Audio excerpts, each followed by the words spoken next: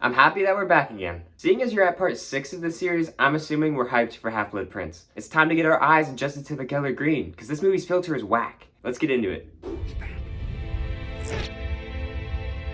We start this film directly after the first one ended, back at the Ministry of Magic, at least for this scene. The scene also focuses on Dumbledore's hand, maybe because the gaunt ring comes into play later and his hand kind of becomes black. Again, he doesn't have the ring on right now, but maybe that's what they're going for.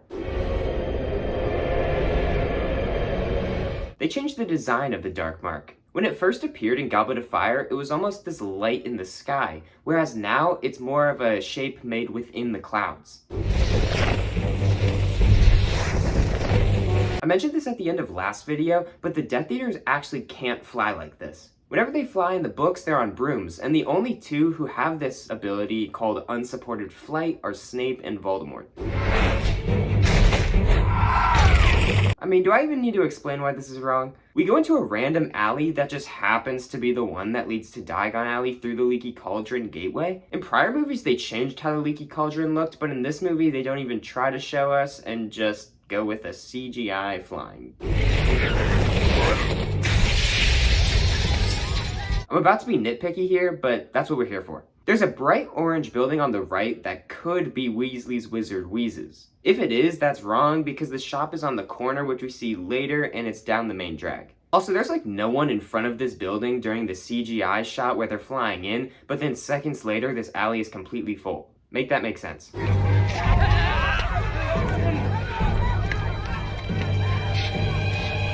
Let's read some signs. The store next to Ollivander's on the left is called Scribulus. The full name is Scribulus Writing Implements. It sold quills, ink, and parchment. The shop before, at the bottom, we get a sign for Mr. Molepepper's Apothecary. There's a sign for Wiseacre's Wizardwear up there at the top. I see one that looks like the words Peter Boy or something. I have no clue what that says. And now moving away from the signs, this person that the Death Eaters are dragging out is Ollivander himself. It doesn't really affect this movie, but that's why in the Deathly Hallows he's trapped in the basement because the Death Eaters got him in this movie. Ooh, and there's Fenrir Greyback. He is a werewolf bounty hunter who works with the Death Eaters but isn't technically one of them. He's kind of a psychopath and likes to bite and kill people even when he's not in werewolf form. A little fun fact is that he's actually the one who bit Remus Lupin when he was a kid and turned him into a werewolf. If only the movies ever even explored that.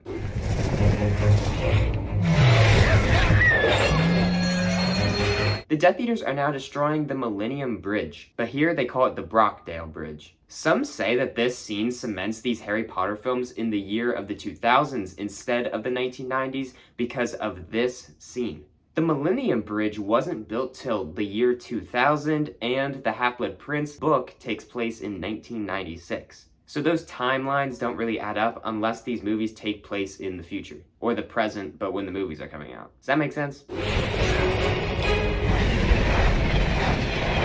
Okay, so this isn't how the book opens. The first chapter in the book is called The Other Minister, where Cornelius Fudge talks with the Muggle Prime Minister to inform him about everything that's been going on. At the end of the chapter, we find out that Fudge resigned as Minister of Magic and is replaced by a man named Rufus Scrimgeour. The next chapter is called Spinner's End, and that's the bit with Snape, Narcissa, Malfoy, and Bellatrix, which we see in this film in about 5 minutes. After all that, we finally get back to Harry and his summer months, where Dumbledore shows up to the Dursleys to take Harry away. This worse subway scene is meant to replace that scene.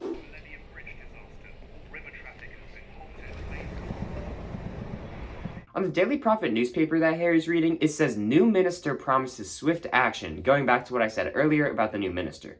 There's also a good news and bad news section on this newspaper. There's a whole page about the Malfoy family and how Lucius is now in Azkaban. He's there because after the battle of the Department of Mysteries from the last film, he was caught. He'll be released next summer because Voldemort breaks all the Death Eaters out. Lastly, we get our first look at Narcissa Malfoy, which we'll see in a moment. He's only doing that for the aura. You've been reckless this summer, Harry. I like riding around on trains. The advertisement that two are looking at on the wall is also on the wall at King's Cross Station in Universal Studios. Oh, unpleasant to behold, isn't it? The tale is thrilling, if I say so myself. But now is not the time to tell it. Dumbledore's hand is all grey. Voldemort put a curse on Marvolo Gaunt's ring that if anyone tried to wear it, they'd be cursed and quickly killed. This gave Dumbledore only a year to live, which we find out in the Deathly Hallows. This is one of the reasons he's so willing to die by Snape, because he knows he only has a few months anyway.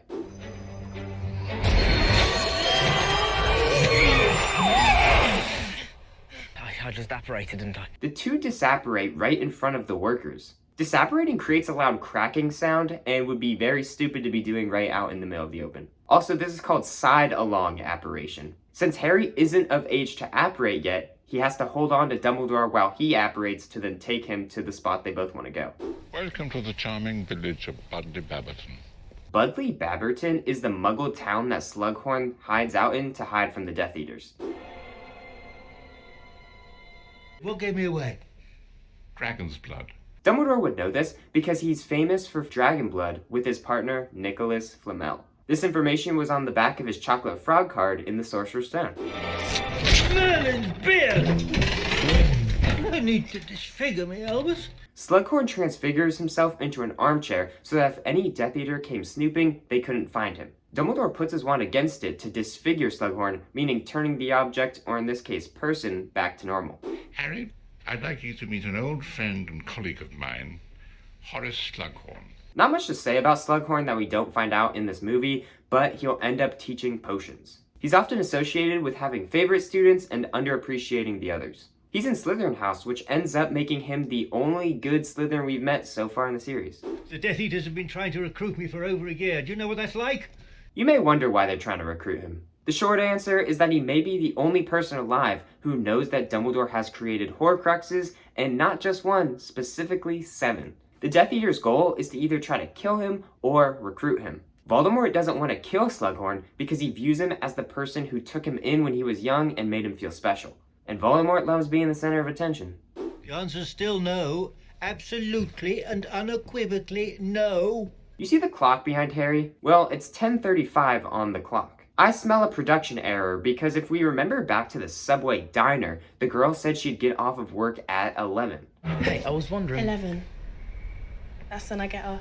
Then before Harry leaves with Dumbledore, she walks out after closing, meaning it must be 11 o'clock. But now when we're here, it's gone back in time to be 10:35. And before you say it, Budley Babberton is in southern England and all of England is on the same time zone. All mine. Each and every one. So about 2 seconds ago, Slughorn says that this house belonged to Muggles who are out on vacation in the Canary Islands. So I never stay anywhere more than a week. The Muggles who own this place are in the Canary Islands. But he also has a full shelf of photos with his past students. He set up shop and made this place his home. What if those Muggles come back, like, tomorrow? He just takes his photos with him everywhere he goes? Reynold Jones, captain of the Holyhead Harpies. Free tickets whenever I want them. Slughorn talks about Gwenog Jones, captain of the Holyhead Harpies. A thing of note is that the Holyhead Harpies are the team that Ginny goes on to play for when she gets older, and is also the only known all-female Quidditch team. Regulus Black. You no doubt know of his older brother, Sirius, died a few weeks ago.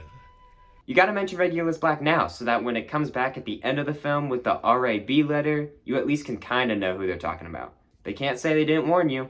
I taught the whole Black family, except Sirius. It's a shame. I got Regulus when he came along, of course, but... Slughorn says that he never got to teach Sirius, which confused me a bit, because Slughorn clearly taught Lily Potter because he mentions how she was his favorite student, but Sirius and Lily were in the same grade. If we're correct in assuming that Slughorn taught non-stop from before Sirius got there and until Lily was old enough to be at school, Sirius would have been in potions class where Slughorn was the professor. Because if Slughorn taught all of Sirius's older brothers and also his younger brother Regulus, how did he miss the middle? You mind if I take this? May I mention again that this isn't Slughorn's home, so should Dumbledore really be asking Horace for permission to take his newspaper? You're like my friend Mr. Potter here, one of a kind. All right, I'll do it. Dumbledore's smooth with pulling on the string that Slughorn can't refuse, getting to be friends with famous people. But I want Professor Merrythorpe's old office, not the water closet I had before. When Slughorn gets to school, he'll now be in Professor Merrythough's old office. It's the big office that we see Slughorn in later. When he was originally teaching, she was teaching Defense Against the Dark Arts. She soon retired after that, which makes me question who's had this office for the last 15 years. Did Slughorn just come in and take it from them too? Oh, and before we leave this scene, that jacket Harry has on is the same one he's worn in the past, specifically during the World Cup.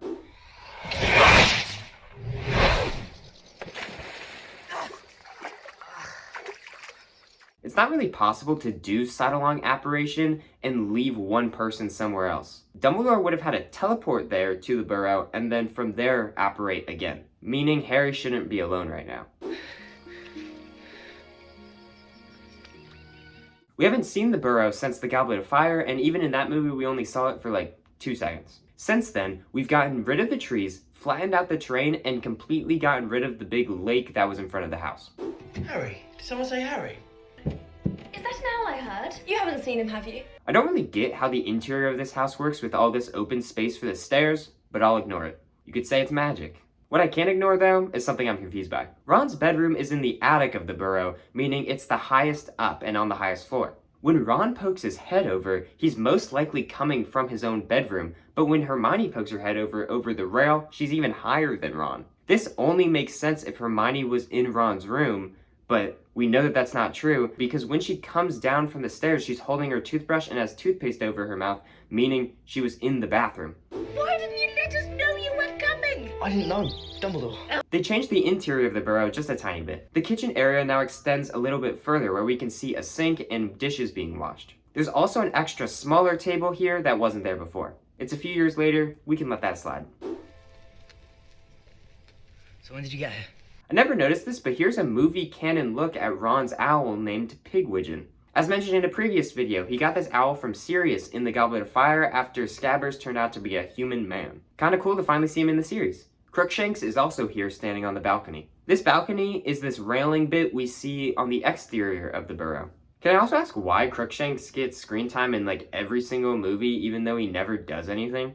In the books he at least has a little bit of plot relevance a few times, but not once in the movies do they do anything with him. Kinda surprising they waste money on this just to not use it. A few days ago.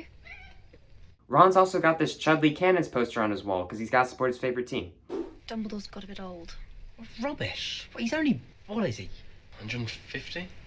Give or take a few years? Dumbledore's currently 115 when he dies in the movie, and he was born in 1881.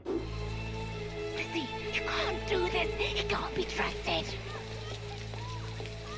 We meet Narcissa and Bellatrix at Spinner's End. This is the childhood home of Severus Snape. He presumably took ownership of this house when his parents passed away and lives here in between the school years. It's also notable for being near the town Lily Evans, later Potter, and her sister Petunia grew up. Snape is reading the exact same newspaper that Harry was reading earlier, presumably putting these events on the same night. Either they messed with the order of events, or someone's reading an old newspaper because we see the clock behind Dumbledore when they're out with Slughorn, and again it said 10:35. But here, at Snape's, it's around 4:35. Something's wrong. Wormtail? Wormtail makes a return to the series after screwing us over in Goblet of Fire. But also here's Narcissa Malfoy. Backstory time. That was so stupid. Oh my god, what am I doing?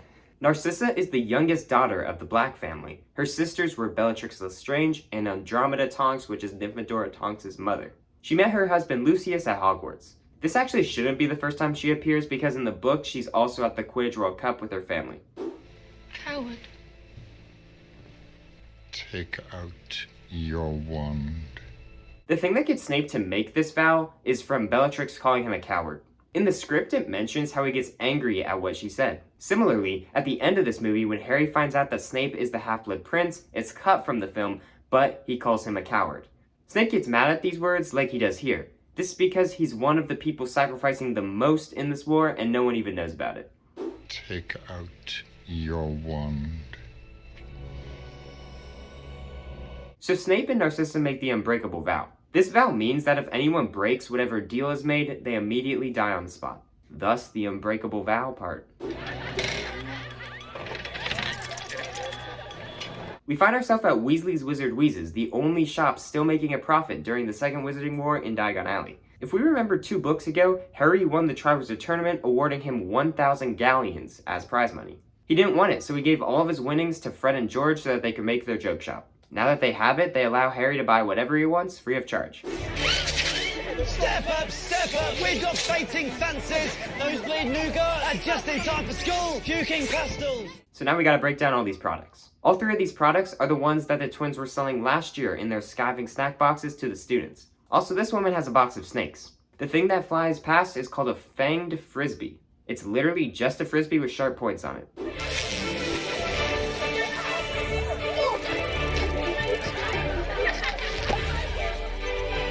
These two kids are using the electric shock shake to electrocute each other. On the box in the back is what we see what these snakes are used for. They've got the same logo. 2 seconds ago, there were these frisbee looking things in the back, which I'm guessing are ever bashing boomerangs, but again, that's a guess. Behind the Umbridge figure carrying water is a poster for one of their top selling products, dung bombs. You can also buy these at Zonka's joke shop in Hogsmeade. During Harry's 4th year, Filch thought Harry was trying to sneak in dung bombs into the school and try to catch him while in the owlery. In the back is a sign for Muggle magic tricks. This kid's also got on shoes known as sticky trainers. Peruvian instant darkness powder. A real money spinner, that one. Handy if you need to make a quick getaway. Harry's got his eyes on Peruvian instant darkness powder. He uses this in a few minutes on Draco's train so that he can sneak on board. On the back of this fake man are edible dark marks. I guess you can eat the dark mark if you really wanted to. Love potions, eh? Yeah, they really do work. They also talk about love potions. Throughout this year, lots of girls will try to attempt to give Harry love potions, but Ron accidentally will take one by Romola Vane later on. Also on the left are these little things called pygmy puffs. They're miniature versions of what is known as puffskeins. Ginny ends up buying one. Are you not currently dating Dean Thomas? It's none of your business. We've been growing up with Dean in the Gryffindor common room for the past however many movies, but just in case you don't remember who that is, it's this guy. 5 galleons. How much for me? 5 galleons. I'm your brother. 10 galleons. It seems as though this box literally just says Fred Weasley on it, but I don't know why. On the left is weather in a bottle. Also, Ron wants to buy this thing called a screaming yo-yo. Can we also bring up how the money in the wizarding world makes absolutely no sense? Let me put this into perspective. Rowling has gone on record that 1 galleon equates to around 5 pounds or $6.75. Shoot me, I'm American. I don't know. Meaning this yo-yo is around $35. Not that crazy. But when Harry won the Triwizard Tournament and won 1,000 galleons, that means he only made $6,750 for risking his life multiple times. Someone literally died for $6,750. And on top of that, the Weasley twins bought this store with that money, which should be not even close to the amount that building costs in Diagon Alley, a prime spot. I run.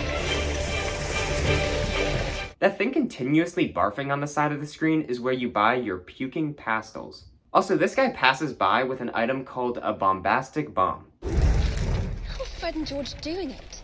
I could only see this while I was watching on Peacock because it has an extended aspect ratio vertically, but this shop behind the kids is quality Quidditch supplies. We can barely make out the sign.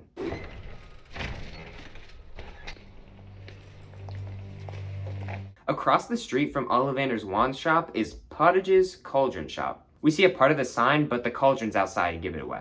There also seems to be a bike rack for brooms.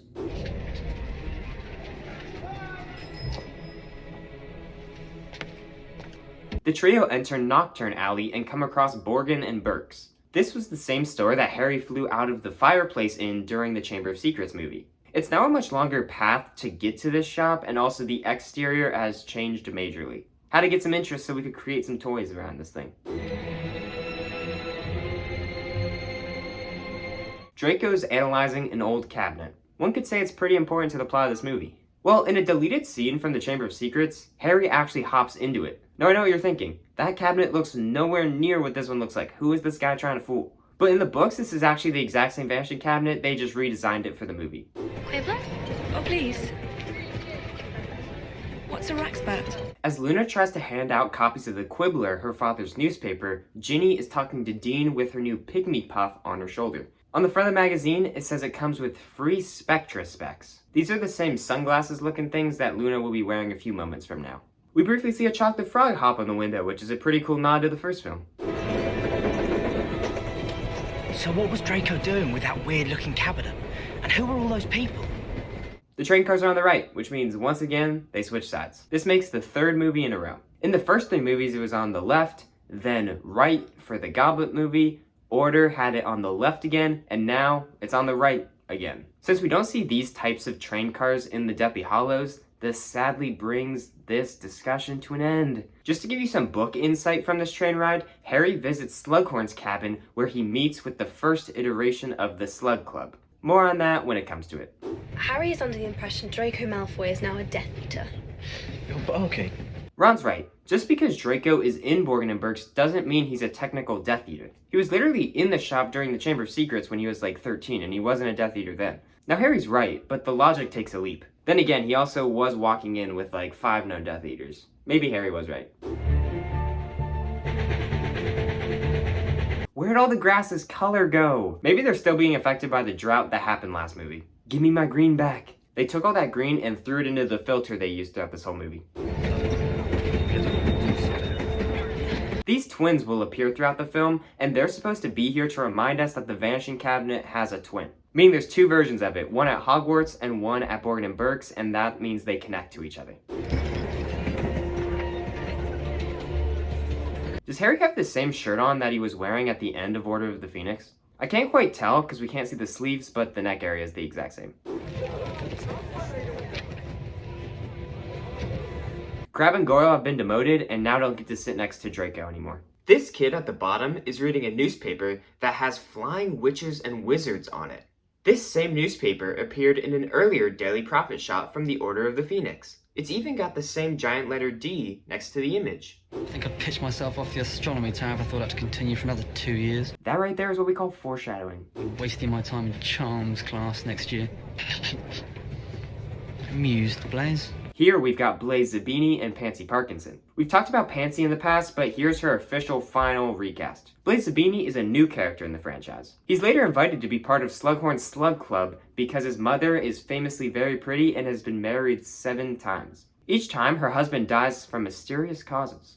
He was actually mentioned in the first book during the sorting because with the last name Zabini, you're at the end of the line.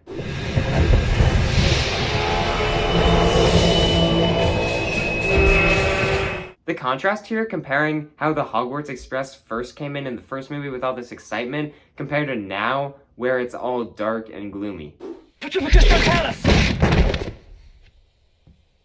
Is there a train car with bathrooms on it? Because right above the door it says toilets. Never really thought about that before. On Draco's bag, there's the initials DM for Draco Malfoy. It's also surrounded by a serpent. Finite! Luna cast the spell Finite. It's a spell used to reverse minor jinxes, often used after a battle. I don't think the spell would really apply here though, because ripping off the invisibility cloak isn't really reversing anything. Maybe it's countering the invisibility by revealing him? It may be trying to reverse the effects of the Petrificus Totalis spell that is affecting Harry. I don't know. Also, something of note that is in the books, it's Tonks that comes and saves Harry from the train, not Luna. She's stationed at Hogwarts briefly because Hogwarts has a team of Aurors protecting the castle. Auras. Security. She's notable for looking quiet and tired and depressed at this point, mainly because Remus Lupin, the man she loves, doesn't love her back. Hello, Harry. Luna, how do you know where I was? Experts. Your head's full of them.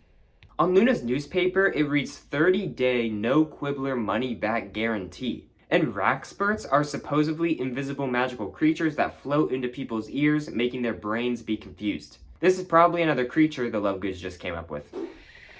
Sorry I made you miss the carriages, by the way, Luna. That's all right. Harry and Luna walk through the front gates of Hogwarts, and this is mentioned multiple times in the books, notable for having winged boars on the top of these pillars. What's this cane here then? It's not a cane, you cretin, it's a walking stick. Draco's got his father's cane. We mainly saw this in Chamber of Secrets, where it was stashing Lucius's wand. It's pulled out from like the snake head top. Weird that we mentioned this in the film. It's even in the script because it never comes back for the rest of this film. Hermione's holding a book called 1,000 Magical Herbs and Fungi. Not really sure why she's holding it right now, but she's got it.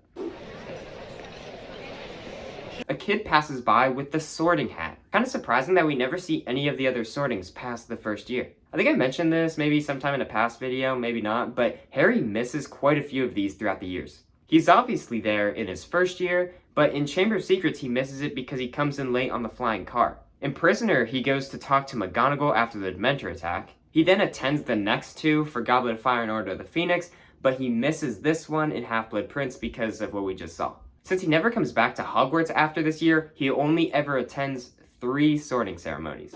Sorting hat urges us all to be brave and strong in these troubled times. Easy for it to say, though. It's a hat, isn't it? Dean and Nigel are talking behind the main gang. As Ron mentions, the Sorting Hat urges for unity. The Sorting Hat actually sings a song every year at the starting feast, and it's actually one of the most entertaining parts of the books. We've gone over how the house tables changed a million times throughout these movies, so I'll just tell you what it is now. It's Hufflepuff, Gryffindor, Ravenclaw, Slytherin. And again, it's different from the last movie. Horace Slughorn. Meanwhile, the post of Defense Against the Dark Arts will be taken by Professor Snape. We find out that Slughorn is now the new potions master, and Snape gets his dream job of Defense Against the Dark Arts professor. This is all well and good, if only we got to see him teach the dang class. He finally gets the job, it's fully mentioned, yet we never actually go to a Defense Against the Dark Arts class in this movie. What a missed opportunity. Every day, every hour, this very minute, perhaps. Low-key Aura, but these guys are the Aurors I mentioned earlier that are stationed at Hogwarts. This is the same corridor as the Troll Corridor from Sorcerer's Stone, or the Enemies of the Air Beware hallway from the Chamber of Secrets. They have the exact same layout, the same back wall, the same windows, and the same torches. Last thing about this hallway. If you look at the wall on the far right, there's a little gap in it. That's the area that Harry is sitting up against later in this film when he's stalking Draco and Snape. History of magic is upstairs, ladies, not down. That's wrong. If we take a look at the Hogwarts wiki, the History of Magic class is on the first floor, so unless they're in the dungeons right now, it's impossible for the class to be upstairs.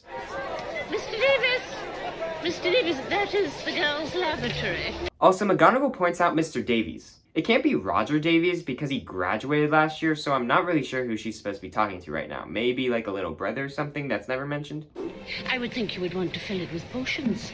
Or is it no longer your ambition to become an Auror? Yes, this is a fact in the book. Before I say why, I don't think the movie's ever mentioned that Harry wanted to become an Auror until this moment. He gets this idea from the fake Professor Moody in the Goblet of Fire.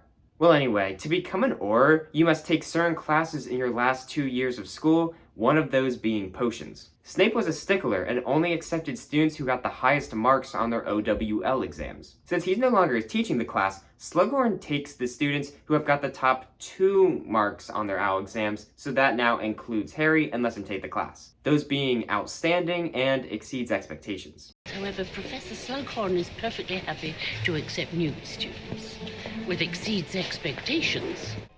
Now, Amortentia doesn't create... The people in this potions class are all main characters, but that's actually the opposite in the books. Notably, Crabbe and Goyle didn't get high enough scores, so they weren't here. Instead, there's 2 Slytherins plus Zabini and Draco. There are also 4 Ravenclaws, including Terry Boot and Michael Corner, and 1 Hufflepuff, that being Ernie Macmillan. For the Gryffindors, it's just the main trio.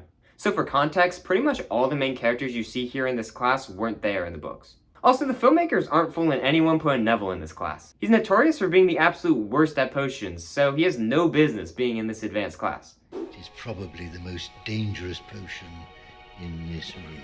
From left to right, these girls are Lavender Brown, now recast for this film since she has a bigger role. That next girl is named Leanne. She is created for this book to be Katie Bell's best friend. Next is Katie Bell, member of the Gryffindor Quidditch team. Then Romilda Vane, who technically shouldn't be in this class because it's Newt level, meaning it's only for Harry's year and above. Romilda is in the year below Harry. Lastly in the line is Pansy Parkinson. Desperately tricky to make, disastrous should you get it wrong. One sip and you will find that all of your endeavors succeed. I don't know why we keep making up potions in this universe that are completely overpowered. Rowling always comes up with a loophole book later that weakens these potions, but Liquid Luck on top of Veritaserum, the Truth Potion? Let's stop making potions because this story's gonna get convoluted. Manages to brew an acceptable draught of living death. Little fun fact, remember Snape's lesson in the first movie when Harry can't answer any of Snape's questions? Well, one of those questions was, what happens when you add powdered root of asphodel to an infusion of wormwood? Well, Snape ends up answering his own question 2 seconds later by saying, and I quote, "Asphodel and wormwood make a sleeping draught so powerful it is known as the Draught of the Living Dead." 6 years later, here we are in potions class, and the students have to brew the Draught of the Living Dead. Only once did a student manage to brew a potion of sufficient quality to claim this prize. That student is Snape. So Snape, as the Half-Blood Prince, scribbled out all these recipes that he put in on his own. In the books, it mentions that he's marked up almost every single page. This brings up the question of how are these potions books so wrong that a Hogwarts student had to fix it for them? Like, it seems like no student can get these potions done, so like the books need to be changed. We're continuing the gag of Seamus constantly blowing things up in his face. Fawkes the Phoenix is off in the shadows on the far left of Dumbledore's office. Lies here. The portrait on the wall is of Everard, the guy Dumbledore talked to in the last movie. We just now get a much better look at his portrait. What you are looking at are memories. In this case, pertaining to one individual, Voldemort. All of these memories aren't actually from Voldemort, rather they're people who knew Voldemort. Dumbledore's been speaking with as many people as he can, collecting their memories and trying to piece together how to defeat him. You can see a lot of Tom Riddle's family members here in the front row of the memories. The pensive is now a floating dish instead of the stone basin that it used to be. In the books, it's supposed to be closer to a rock, but now it's more sci-fi and futuristic. They actually try to explain this retcon a little bit in the Deathly Hallows when we see that it's originally a stone basin, but this disc can float above it and it holds the water. In the pensive memories before, Harry was actually like physically there. Of course no one could see him, but he could at least walk around. Now it's more of like a spectator look, meaning Harry isn't there, and it will continue to be like this for the rest of the films.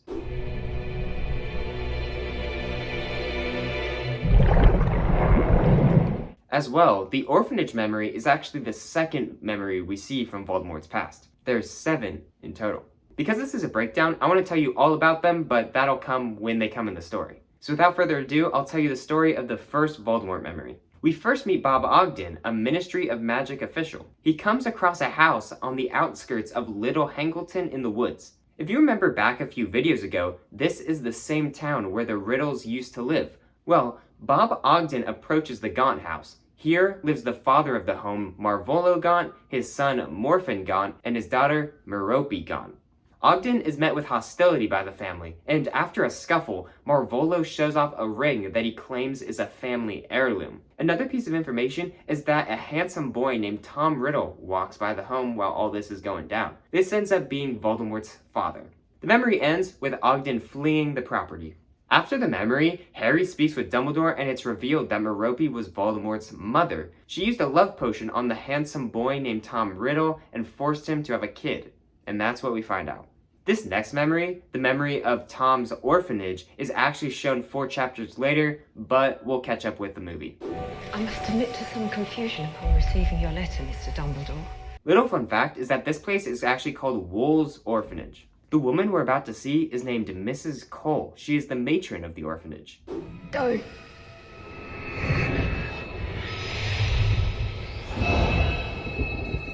On the mantle of the window are 7 rocks. This foreshadows Tom's obsession with the magical number 7, which is why he creates 6 Horcruxes, thus splitting his soul into 7 parts. We also see a photo of the cave that we later visit in this movie. This is because Tom's orphanage class took a trip when he was younger. He terrorized 2 other kids, Amy Benson and Dennis Bishop, in that cave. Afterwards, the kids never spoke about it because it was too terrible to speak about. Because of this significance, Voldemort ends up hiding one of his Horcruxes here. That's how Dumbledore knows where to go looking for it at the end of the film. I'm different. Prove it. He proves he's magic by setting a wardrobe on fire? Seems a bit excessive. I can speak to snakes too. They find me. Whisper things. Remember that Tom is a descendant from Salazar Slytherin himself, meaning this ability was likely passed down through blood.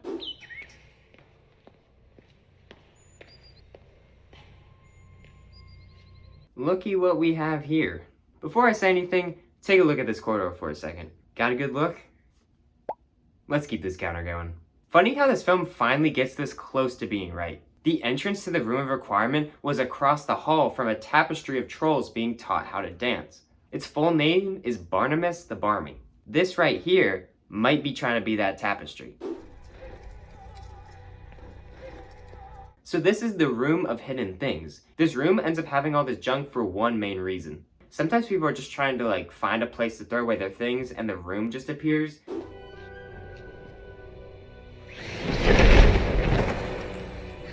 Ooh, the vanishing cabinet. Last year, in the books, Fred and George made a reference to this when they threw Graham Montague into this cabinet. While inside, he could hear things that were happening at Borgin and Burke's as well as at Hogwarts. He later went on to tell this story to Draco, which is how the Death Eaters know the vanishing cabinet exists and connects to the one at Borgin and Burke's. This actually isn't Ron's first Quidditch tryout. He's actually already on the team. In Prisoner of Azkaban, Oliver Wood graduated, but then in Goblet of Fire, they had the Triwizard Tournament, meaning we had no Quidditch. This left the keeper or goalkeeper spot open. Ron tried out and made the Quidditch team in Order of the Phoenix. The team consisted of all the main people we know, plus Ron. But when Harry and the Weasley twins get banned later in the year, the two new beaters become Andrew Kirk and Jack Sloper. Ginny takes Harry's spot as the Seeker. Since the twins are now gone, along with Alicia Spinnet and Angelina Johnson, the new squad for Half-Blood Prince will become Katie Bell, Demelza Robbins and Ginny Weasley as the Chasers, Jimmy Peaks and Richie Coote as the Beaters, Ron as Keeper, and of course, Harry as the Seeker. Katie Bell's best friend, Leanne, is sitting on the far left of the stands. Oh, that's interesting. We can see how the stairs work to get up to the Quidditch stands because the tapestries aren't covering it right now. Come on, Ron. Behind Harry is the Great Hall, meaning they moved the Quidditch pitch. It was originally over here, behind the Hogwarts training grounds. Now, it's over by Hagrid's hut, and by the looks of it, it's pretty much on top of it. It'd be over here on the map now.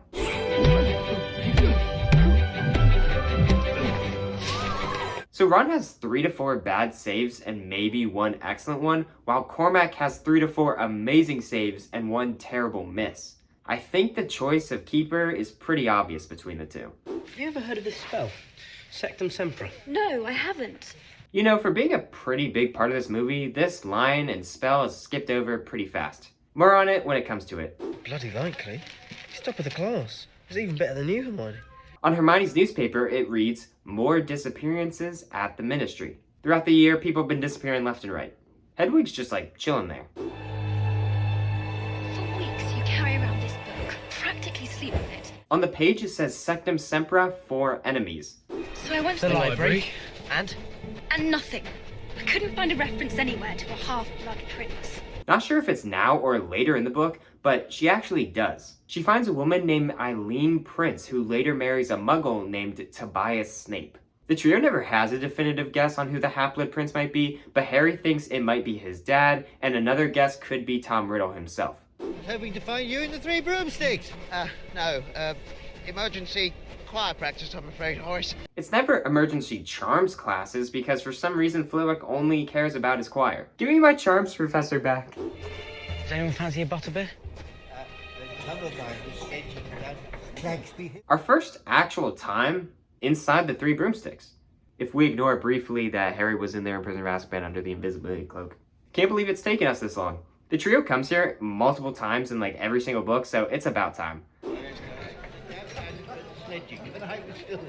We've got a little bit of a story to follow here in the background of this scene. So first we see Draco walk into a room, and here is where he hexes Katie Bell to take the cursed necklace. In the books, Draco is actually never here. He's actually serving detention with McGonagall back at Hogwarts. Instead, he curses Madame Rosmerta, the owner of the Three Broomsticks, with the Imperious Mind Control curse to have her do the dirty work. Well, anyway, here in the movies, we do have Draco here, and if we take a look in the back, we see Katie Bell's friend Leanne, who I've been mentioning a few times so far. She is sitting alone at the table. Throughout this scene, we look in the background, and she looks stressed and alone. We get multiple views of this throughout the scene. We can see her kind of looking around for someone. But then one scene, she's gone. Supposedly Katie came back from the bathroom and then they left the building. Even the script intentionally puts this bit in here, but then the film doesn't even fully utilize it. Anyway, we'll see what happens with that in a moment. Good to see you, Wallenby. Slughorn doesn't pronounce Ron's name correctly. Instead, he says Wallenby. This is a reference to how in the books he can never remember his Ron name, and even when he's dying from the poison in his office, he calls him Ralph. Dumbledore's asked me to get to know him. Get to know him? Don't know. It must be important. If it wasn't Dumbledore asked. Damn, how long is Hermione gonna sip that butterbeer for? So Katie Bell is lifted up in the air because of the cursed opal necklace. Harry actually saw this necklace at Borgin and Burke's in the second film when he accidentally visited the store. Well, Madame Rosmerta, under the Imperius Curse, casted the Imperius Curse on Katie Bell and made her take this necklace to give to Voldemort. Since Katie brushed it, that is why she gets lifted up in the air. If she fully made contact with it, she'd likely die. Do not touch that, except for the wrappings. Do you understand? I never realized this before, but is that black bag on the ground supposed to be Draco's bag that he had back on the train? If so, that really is a stupid idea because it has his initials on it, remember? I almost feel like that is what they're going for, because why else does he have that bag at the beginning of the film? Why is it, when something happens, it is always you three? Believe me, Professor, I've been asking myself the same question for 6 years. This looks like the new Transfiguration classroom, but it's not. It's got a similar layout, but if we take a look at the script, the location says it's McGonagall's office. I think the Marauder's map is showing the birdcage hallway that we saw Draco walking down earlier. It's at least got the same layout as the hallway, with the birds at the end, he turns right, R left, and then he gets to a dead end, and then he disappears. What does she see in him? Dean? He's brilliant. You called him a slick git not 5 hours ago. Ron and Harry's beds are next to each other, which we see in this wide shot. I feel like with how they framed this next shot, they kind of look like they're supposed to be on opposite sides of the dormitory, but maybe that's just me. I think I'll be going to sleep now. There's still light out the window and you're going to bed? Nah. If only Harry was looking at the Marauder's map for an extra second, because then he'd see Malfoy disappear off the map. Also, there's a room that says the word runic on it for some reason. What about your uncle, Belby? For those of you who don't know, Marcus's uncle invented the Wolfsbane potion. Okay, I'll finally explain what is known as the Slug Club. It's a club organized by Professor Slughorn, where students with famous relatives, famous themselves, or show potential gather to have meals. The members of this year's iteration of the club are Blaise Zabini, Cormac McLagan, Ginny, Harry, Hermione, and Melinda Bobbin. Students like Neville and Marcus Belby were candidates, but showed a lack of potential, so they weren't invited. Here in the movie, it seems like they're all invited for this first meeting, but then get uninvited later. But then again, you already are someone, aren't you, Harry? Did Voldemort ever make the shelf, sir? Oh, straight to the point, I see. Slughorn's having Christmas do, you know. And we're meant to bring someone. I expect you'll be bringing McLagan. He's in the Slug Club, isn't he? Actually, I was going to ask you. Hermione's giving us a little callback to the Goblet of Fire when she told Ron that next time there's a dance to ask her right away and not waste any time. Next time there's a ball, pluck up the courage and ask me before somebody else does. And not as a last resort. Now, she's returning the favor. Hello, everyone. You look dreadful, Ron. Luna shows up with her lion hat to show support for the Gryffindor team. She also has this hat in the books, and it's actually enchanted to roar when she tapped it with her wand. There's also a quaffle on the table, which is the ball that is used during the Quidditch matches. It's interesting that Cho Chang is celebrating with the Gryffindors. She's not really in this movie all that much, so it's nice to see her in the crowd. Nigel is that kid in between Ron and Lavender when they start making out. Bro needed some screen time and he found his one guaranteed ticket to getting that.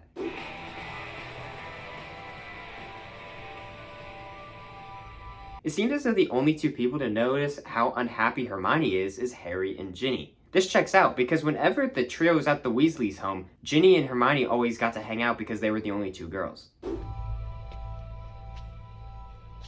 You see this corridor? It's the Hall of Hexes, so we gotta add it to the tally.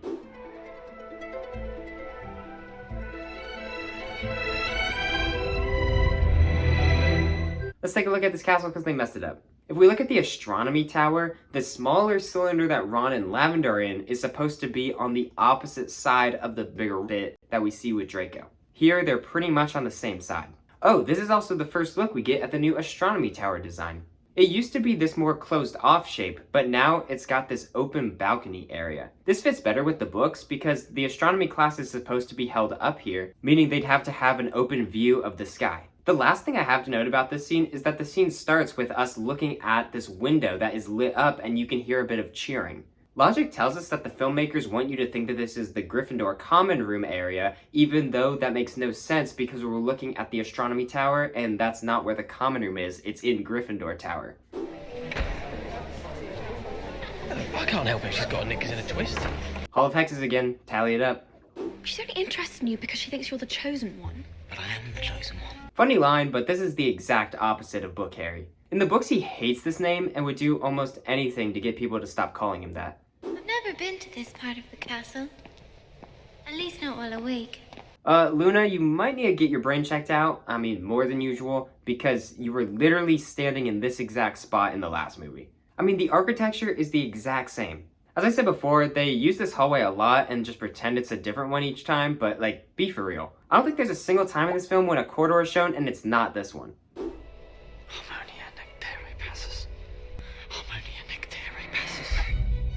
Harmonia Nictere Passus is the spell that repairs vanishing cabinets.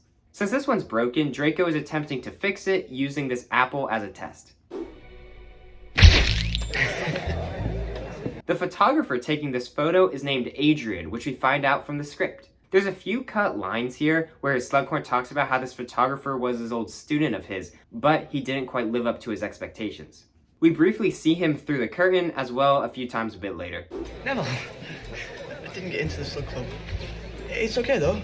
He's got Bill behind our towels in the loo. As I said before, Neville was at the first dinner meeting, but then was uninvited from the Slug Club. Also, this party is being held in Slughorn's office where that same dinner party was held in earlier. Just now it's all decked out in the colorful yellow. Along with the cut scene I talked about, another cut dialogue was from a man named Eldridge Werple. He was mentioned in the books as well, and he was a writer. He, as well, was a past Slug Club member. Hermione, what are you doing? And what happened to you? Something I didn't mention earlier is this balcony that's off of Slughorn's office makes no sense. We've seen Hogwarts thousands of times, and not once from the exterior is there anywhere that a balcony would be. He's got more tentacles than a Snarfalump plant. A Snarfalump plant is something that was invented for the movie and never shows up in any of the other source material. Take your hands off me, filthy squib! This is the first time in the movies that Filch is mentioned to be a squib. It was actually hinted at in a deleted scene from the Chamber of Secrets, where Filch drops this note about learning how to do magic.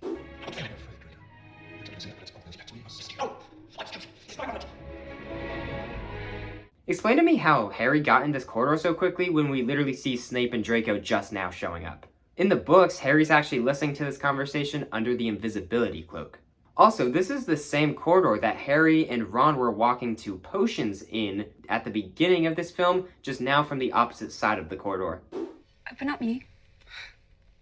Don't you trust me? Why is this romance the most awkward thing in film history? Like, they didn't even try. Also, not once in this film do they ever mention that Ginny and Dean break up. And so, for your information, in the books, it actually hasn't happened yet as of this winter break time, but it will happen in a few months from now. It actually happens when Harry is on Liquid Luck. You'll have to forgive Remus. It takes its toll, his condition.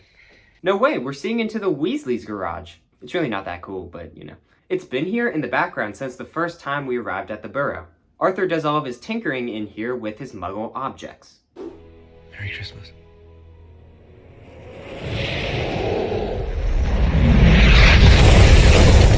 Now it's time for the mid-movie battle that was made for the movies and makes no sense. Instead of this, in the books, the new Minister of Magic, Rufus Scrimgeour, arrives at the Burrow and wants Harry to work along the Ministry. Harry then declines. From this shot, they moved what side of the house the Pigpen was on. It used to be out the front, but looking at this, Ron's balcony faces the back, which is here, meaning the Pigpen is now on the right side of the house.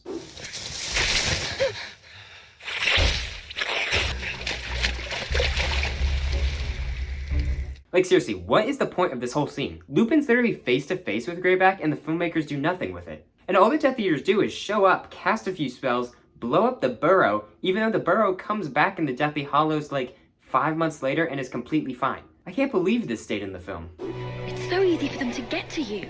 You're bloody lucky you weren't killed. On the Daily Prophet, it says that ministry disappearances continue. On the front is the woman we met in the last movie who is Amelia Bones. She was there during Harry's trial. In the book, she is killed during the summer before this year has actually started. Also, we're in the same hallway again. You'll remember this one specifically from when the DA is sneaking out of the room of requirement and they're all coming out the side entrance. Of course I'll wear it. Ron is given a necklace or chain by Lavender. We can't really make out what it says, but in the script, it says the words "my sweetheart" on it.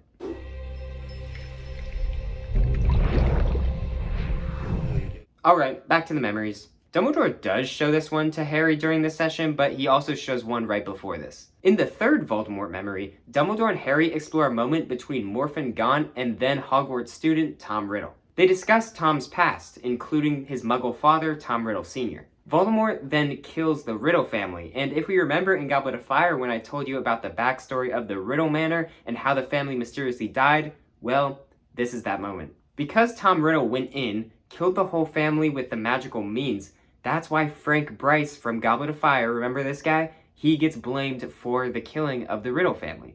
Well, after this, Voldemort went back and stole Marvolo Gaunt's ring and implanted false memories in his head that he was the one to kill the Riddles. Now for the memory we actually get to see in the movie, and that's a false memory from Slughorn. This group that Tom's with is the Slug Club back in his day. As you can see, they're in a much smaller room because remember when Slughorn wanted a bigger room, he wanted Merrythough's office because he was in his small cupboard. Is it true that Professor Merrythought is retiring? Tom, I couldn't tell you if I knew, could I? Speaking of Merrythought, her retirement soon after this moment will come back a little bit later. I know I'm telling you to remember these random details, but, you know, it comes back, so remember this for a moment. Oh, gracious, is it that time already? Off you go, boys, or Professor Dippet will have us all in detention. Professor Dippet mentioned in the 6th movie? We pray for times like these. Going all the way back to the second film, Professor Dippet was mentioned in the first Voldemort flashback we saw in the diary. He was the previous headmaster of Hogwarts before Dumbledore and was the headmaster while Voldemort was in school. I was in the library the other night, in the restricted section, and I read something rather odd about a bit of rare magic.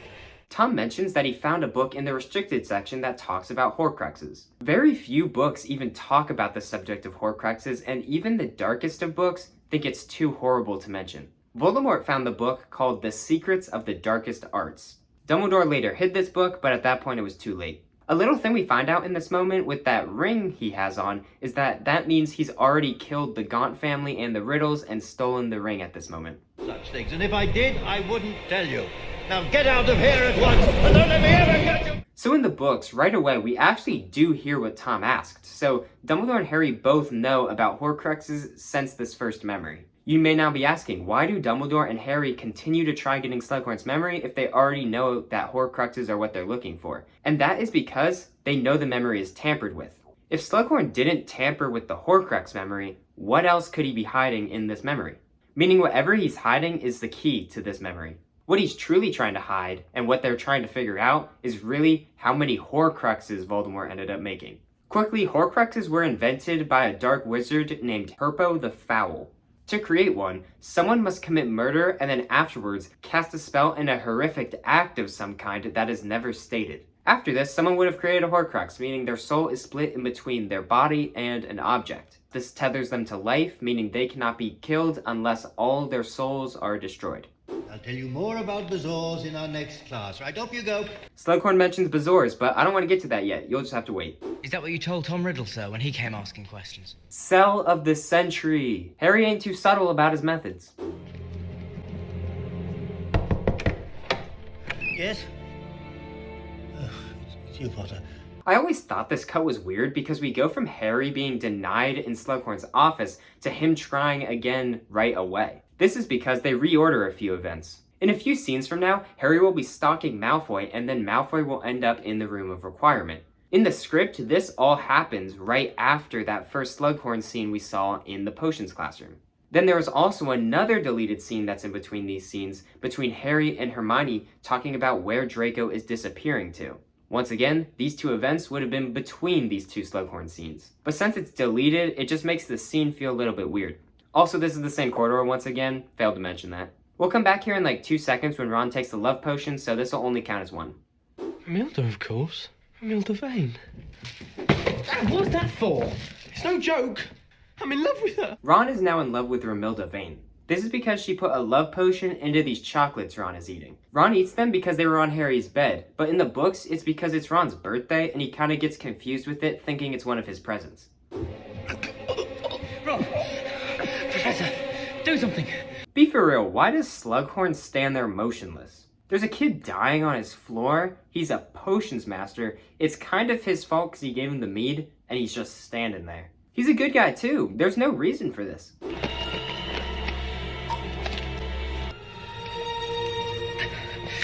Come on, Ron, breathe. Harry puts a bezoar into Ron's mouth, which stops this poison. Quick thinking on your part, Harry, using a bezoar. Let me take you back to a scene we visited earlier, all the way back to the first potions class. Snape asks Harry, "Where would you look if I told you to find me a bezoar?" He answers the question with, "A bezoar is a stone taken from the stomach of a goat, and it will save you from most poisons." Harry puts this knowledge to use when he remembers this fact with the bezoar. In the books, this scene actually happens a bit earlier when he's in potions class, and the assignment is to come up with a cure, and he can't think of one, and he can't find a potion for it, so instead, the antidote is the bezoar. He thinks about this because in the Half-Blood Prince's book, it says the words, "Just shove a bezoar down their throat." Harry then remembers back what Snape told him in the first year. These girls, they're gonna kill me. This line also makes no sense because it wasn't the love potion that almost killed Ron, it was the poisoned mead. So if anything, it's Slughorn that would be killing him, not the girls. By the way, possesses remarkably subtle hints of licorice and cherry, when not polluted with poison. This bottle was sent to Slughorn on behalf of Madame Rosmerta, the person who Draco has under a spell, in hopes that he would then give it to Dumbledore. Thank you. Madame Pomfrey is back, by the way, and she was last seen in the Chamber of Secrets. She is the healer from Hogwarts.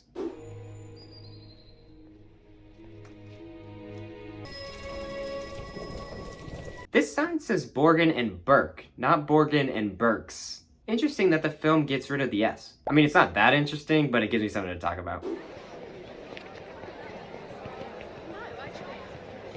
The word Sectum Sempra for enemies is now different from how they wrote it originally when we saw it earlier in the film. It's now got the hyphen, so unless Snape wrote this twice, kind of like the same wording, there's like the continuity error there. The filmmakers are gotta think about this a little deeper. That's Katie.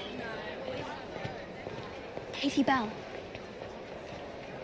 Are we changing the hourglasses in the back again? From what it looks like, if I'm not colorblind, it goes Hufflepuff, Ravenclaw, Gryffindor, meaning Slytherin would then be the last one. Seeing as this order is supposed to reflect the house table order, then they don't line up with what we found out earlier. Flipping our order, because we're now looking in the opposite direction, it would be Slytherin, Ravenclaw, Gryffindor, Hufflepuff.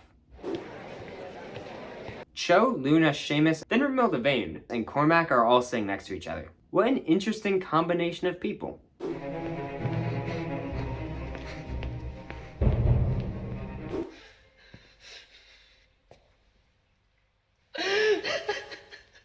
It's cut from the film, but throughout this whole year, Draco goes to the bathroom to cry that he's a Death Eater. While in there, he meets Moaning Myrtle, and it's a fun way to bring her back into the story. We finally get our Sectum Sempra line. You may be wondering, what does this spell actually do? Well, I've got you. Sectum Sempra is a spell that Snape created back in his Hogwarts years, where it lacerates a target and caused severe bleeding. Harry didn't know what the spell would do because he's used multiple of the Half-Blood Prince spells where all of them have been used for comedic purposes, where he didn't know that this one would actually be for enemies and almost kill people.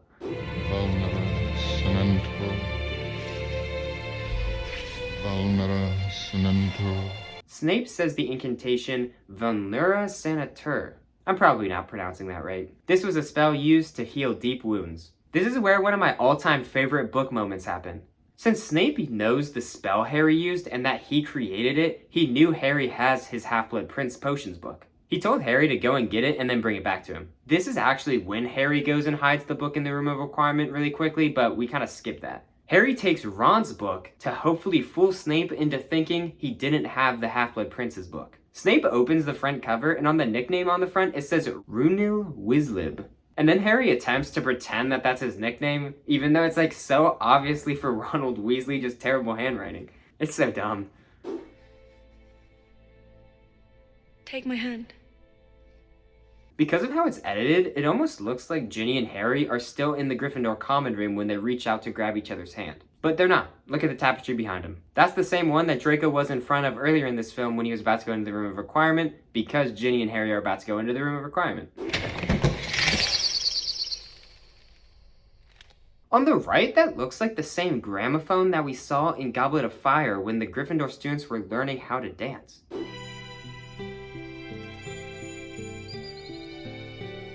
There's a horse statue in the background that may be trying to be the same chess piece that Ron was riding in the first movie during their chess match. There's also a harp on the left side of the screen that could be from the same movie when it was used to put Fluffy the three-headed dog to sleep. Did you and Ginny do it then? What? You know, like the book. Oh, yeah. Hilarious joke, but also mark this down on our hallway tracker. This thing will be in your dreams after this movie. Or Felix does. Hi! Looking out the portrait hole of the Gryffindor common room, it seems as though we're back in the grand staircase where they moved the common room in during the Prisoner of Azkaban movie. I'm thinking this because of the other portraits I can see on the wall outside through the door. It may not be that though. Oh, through the front door, sir. I'm off to Hagrid's, you see. He's a very dear friend, and I'd just fancy paying him a visit. I'm beyond confused on how they're trying to do this Hogwarts greenhouse layout. If we take a look at the map, the greenhouses are down here. Let me first mention that these are miles away from Hagrid's hut, which is where Harry is supposed to be heading, pretty much in the complete opposite direction. If we ignore that, there's still this wall behind Harry in between the greenhouses. I was first thinking it's right here, because that would line up with the diagram. But anyway, this wouldn't make sense because if we look out the door, we see the lake and the mountains. So the filmmakers have no clue what they're trying to do here, which makes me have no clue what they're trying to do here, which makes this all make no sense. Merlin's beard? Is that an actual acromantula? You ever realize how little screen time Hagrid has in this film? He's only really here to pick up Katie Bell from the cursed necklace and then show up for this scene. Kinda sad. Farewell, Aragog, king of the arachnids. This massive acromantula spider creature is named Aragog and was the same giant spider from the Chamber of Secrets that tried to kill Harry and Ron. I almost feel like this is almost a detail that's easy to miss. Aragog's one of Hagrid's oldest friends and was the reason he got kicked out of school. Well, that and people thought that he killed Moaning Myrtle. Do you know why I survived, Professor? The night I got this. Because of her. Because she sacrificed herself. In the movie, Harry's a lot sweeter trying to get this memory, but in the books, he goes like full go. He tells Horace in excruciating detail about how his parents died and now that he won't help their son. But yeah, in the film, they kind of go with a sweeter meaning with like the fishbowl, and it's more going with Slughorn's memories rather than Harry almost forcing him to give it up.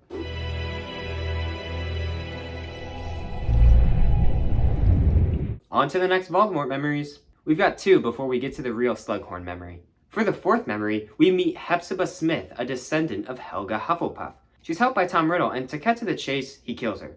She was holding on to two possessions, the Salazar Slytherin locket and Helga Hufflepuff's cup. Both of these Voldemort steals. The next memory is the most interesting one in my opinion, and I'm dying to see it adapted in the HBO series. Like, that's literally one of the main reasons I want to see the series be created. For this scene right here. After Professor Merrythought retires, the job is open for Defense Against the Dark Arts professor. Tom Riddle asks Professor Dippet for the job and is quickly denied. 2 decades later, 20 years, the post is open again and Tom Riddle comes back to Hogwarts to apply for the job. At this point, he's already created most of his Horcruxes and he's looking disfigured and more snake-like than ever before. He meets with Dumbledore to interview for the job, and of course, Dumbledore also declines. In his frustration, he hexes the post of Defense Against the Dark Arts teacher, meaning that no one can ever teach the Defense Against the Dark Arts class for more than 1 year. That is why we've got a different professor every single year, from Quirrell to Lockhart to Moody to Lupin, that's out of order, but who cares, to Umbridge, to now Snape. Snape finally gets this position because Dumbledore knows he's gonna die, and Snape kind of would then take his role. Also, while Voldemort was still inside the school, he went to hide the diadem Horcrux that he found in Albania, and he hid it inside the Room of Requirement. This is why it shows up in the Room of Hidden Things during the Deathly Hallows. So yeah, super interesting stuff that I really need to see. And how does one stretch his soul, sir? I think you already know the answer to that, Tom. I do. Now on to the real memory. This brings up an interesting point that I forgot to mention earlier in this video. So we all know that Tom created the Diary Horcrux while in school. This means he would have had to kill someone for it. The person he ended up killing was Moaning Myrtle using the basilisk. By killing her, he created his second Horcrux, the Diary. Pretty neat. Can you only split the soul once? For instance, 6 and 7. 7? Merlin's beard, Tom. So this is the information that Dumbledore was truly after. Now that we know how many Horcruxes were made, we can start to hunt them down. Tom chose the number 7 because in the wizarding world, 7 is the most magical, powerful number. Since Voldemort is like a poetic guy, he wanted 7. Before this moment, he is rumored to be the only person to have ever split his soul multiple times, not just once. Tom Riddle's diary. It's a Horcrux, yes. 4 years ago, when you saved Ginny Weasley's life in the Chamber of Secrets, you brought me this. Pretty lucky that Harry already destroyed one. What's even more lucky is that basilisk fangs are one of the very few things that can even destroy a Horcrux. Harry's luck at the end of that year must have been off the charts. Do you see that? This half-a-second clip right here might be of when Tom was creating a Horcrux. I'm guessing this is either when he was making the diary or the ring Horcrux. Has it ever crossed your brilliant mind that I don't want to do this anymore? Whether it has or hasn't is irrelevant. Dumbledore and Snape are at the top of the astronomy tower talking about how Snape will be the one who has to kill Dumbledore. Albus already knows that Draco is trying to sneak in Death Eaters to kill him, which is why it's essential for Snape to be the one to do it. As I just said, we're in the astronomy tower right now, and I love this view we get out the window. Do you know why I like it? Because they get it right. Since we're so high up right now, the only thing that should be able to be seen is the Grand Staircase Tower, which they get right. That's all we see. So I thought you couldn't apparate within Hogwarts? Well, being me has its privileges. No, it doesn't. Even Dumbledore can't apparate within the walls of Hogwarts. In the books, they head down to Hogsmeade and then apparate from there. After their adventure, they apparate back to Hogsmeade and then take brooms back up to Hogwarts. Ouch, this one hurts to look at. I'm guessing none of you see this problem, so let me point it out for you. In the center is the astronomy tower with the main bits on the left and the small cylinder on the right. This means we're looking towards the Grand Staircase, as you can see on this map. Because I mentioned it, that big tower, just like I said before, is the Grand Staircase. We also see the hospital wing at the bottom right. We then see 2 tower points near the central bottom, which are supposed to be these 2. All good so far, except the astronomy tower should maybe be a little bit more to the right. Things get a little bit weird now, because it's close, but not perfect. The tower on the farthest left is supposed to be the right bell tower. We know this because of the tinier spires near the bottom. They then try to squeeze in the Ravenclaw tower, also known as the central tower here, but it's a bit awkward because it's shifted and it looks way too far away. Lastly, this tower in the bottom corner is this tower right here, a bit smaller than the bell towers, but it's technically the closest tower to the camera. So the biggest problem with this is it feels like a few towers are shifted, and also the depth of the image is off, where certain towers look farther away when they're supposed to be closer.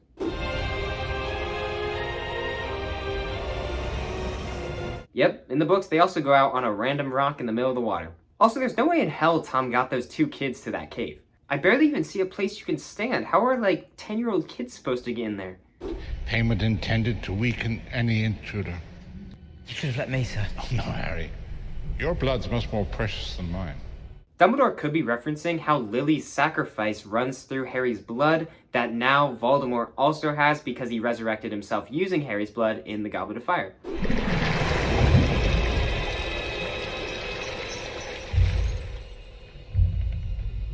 This boat that Dumbledore pulls out of the water has an enchantment on it. We've already seen one of Voldemort's enchantments, with Dumbledore having to cut open his hand, but this boat has an enchantment on it where only one wizard or witch of age can be transported on it at once. This was to prevent multiple people from getting to the locket. This proved to be useless because since Harry isn't of age, he's 16, both Dumbledore and Harry can both ride on the boat together. It has to be drunk. All of it has to be drunk.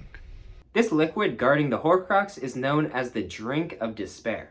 It was meant to cause extreme pain, fear, delirium, and thirst. Oh, it's my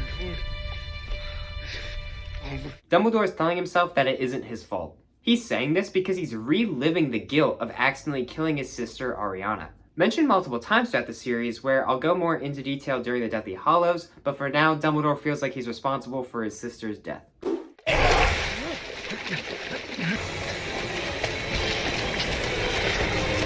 These are called Inferius or Inferi. They're meant to be dead bodies that are reanimated by a dark wizard's curse. They're also put here to guard the Locket Horcrux, another one of Voldemort's enchantments. Kind of surprising that they include this in the film, because they never mention what Inferi are throughout the rest of this film, where they do in the books. So, just kind of interesting they even include this. I mean, I'm not complaining.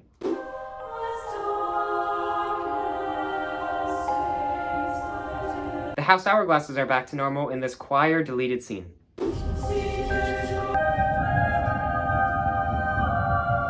Again with the deleted scene, Snape is outside of McGonagall's office where we saw the trio in earlier in this film. He's just in the corridor right outside of it.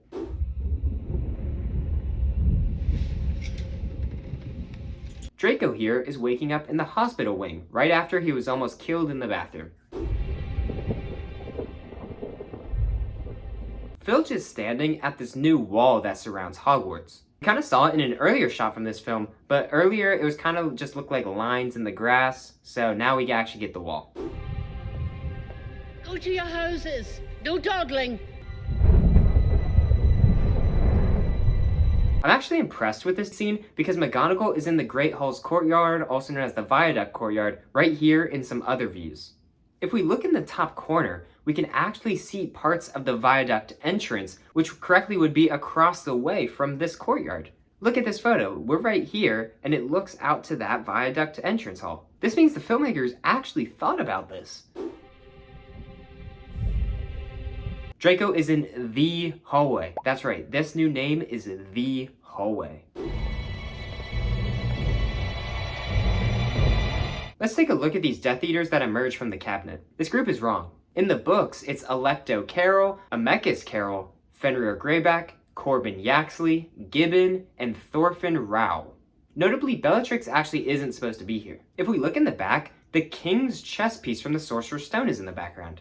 It's the one that dropped its sword once the trio won the game. Have you been whispering to yourself, Draco? In the movie, Harry just willingly stays under the floorboards, but in the books, Dumbledore wordlessly casts the freezing charm, Immobulus, onto Harry, making him unable to move even if he wanted to. I shall make it easy for you. One of the most important scenes in the whole franchise, and it only lasts a second. By Draco disarming Dumbledore here, it now makes Draco the new owner of the Elder Wand. Voldemort doesn't know this, and it later comes back to bite him. Please. Avada Kedavra. All I'm saying is this spell kind of looks a little bit blue here where it's supposed to be the color green. That's all I'm saying. Dumbledore here is falling into the Transfiguration courtyard, which would be this one on the map, and this is what it's looked like in the past.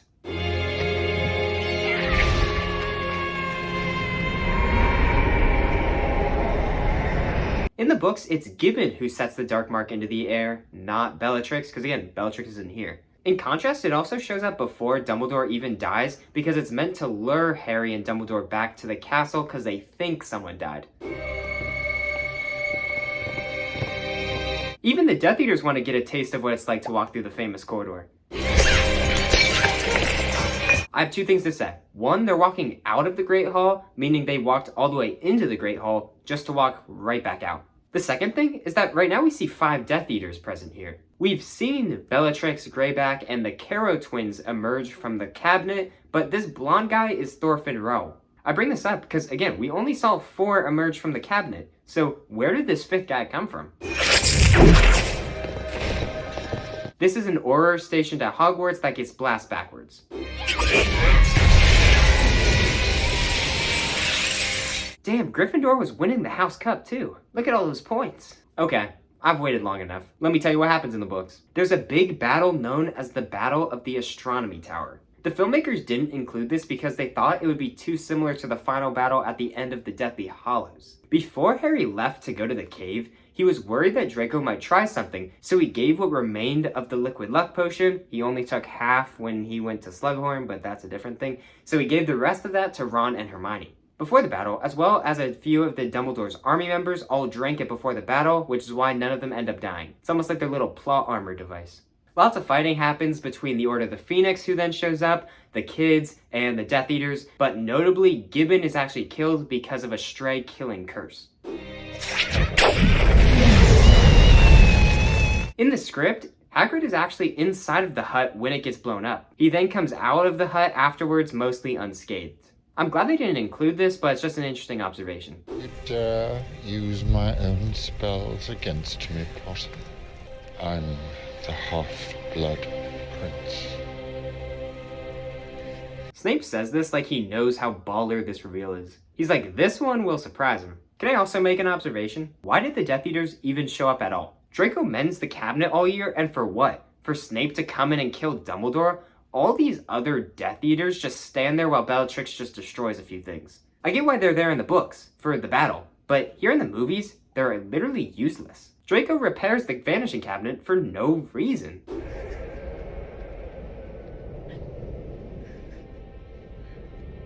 Bruh, Goyle is standing there like he wants to be a part of this or something. Like, nah, take your Death Eater friends, take your Death Eater dad, and get out of here.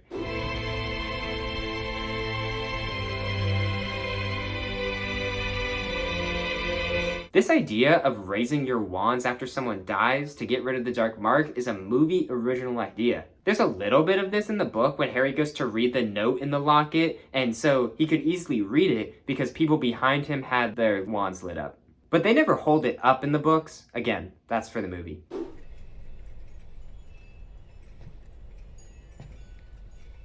This looks like the same pineapple chip-like snack that Slughorn was eating during the Voldemort memory. Guess the two like the same snacks. Harry picks up the Elder Wand. Gotta get a good look at it now for when it's important in the next movie. Also, Warner Bros. Has gotta start selling merch early. I'm just now thinking about that Dumbledore is actually buried with this wand in his grave when Voldemort comes to steal it in the Deathly Hallows. This either means they made a mistake having it in this office, or Dumbledore hasn't been buried yet, one or the other. Even more, Dumbledore lost his wand when he died, which means someone went up to the Astronomy Tower, took the Elder Wand, put it in Dumbledore's office even though he's dead, just so then someone could take the Elder Wand again and then bury it with him. The Elder Wand takes a little bit of a trip. Dumbledore's painting now hangs up in the headmaster's office because that's where all the previous headmasters end up. I face death in the hope that when you meet your match, you will be mortal once more. R.A.B. So as we find out in the next movie, R.A.B. is Regulus Arcturus Black, Sirius's brother. Let me give you the backstory. Regulus was a loyal Death Eater from an early age. One day, Voldemort requested to use his family's house elf, Kreacher, and Regulus accepted. Kreacher was used to test the defenses of the locket and then was left there to die. Meaning yes, Kreacher, this house elf, was forced to drink the drink of despair and later die. Kreacher was able to escape using a form of house elf magic that Voldemort was not aware of, and he told Regulus about all that had happened. He worked out that Voldemort had a Horcrux and was storing it there. This is what made Regulus leave the Death Eaters. So then he made a fake Horcrux, went to the cave, drank the potion, and was killed by the Inferi and dragged into the lake. Kreacher then replaced the real locket with the fake one, which is now why we have the fake one. Regulus hoped that Voldemort would be the one to come back and find it and know that it was him, Regulus, who figured it out.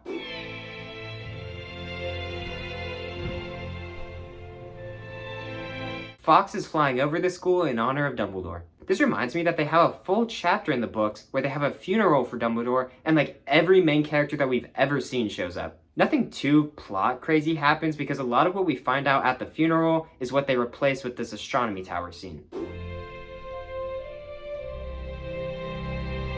And we're at the end. You know what that means. Pull up the map, turn it around a little bit, and let's start circling stuff.